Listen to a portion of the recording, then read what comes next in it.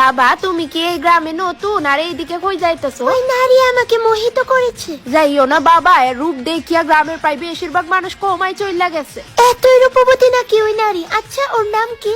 গ্রামের সবাই তো এর মৌসুমী নামেই চেনে। মৌসুমী? আচ্ছা আপনি কি ওকে কোনোদিন বিনা ঘুমটাই দেখেছেন? ও ঠিক দেখতে কেমন? আমারও তো শখ নাই বাপু কমাই যাওয়ার। আমার আছে, ওকে আমার চাই।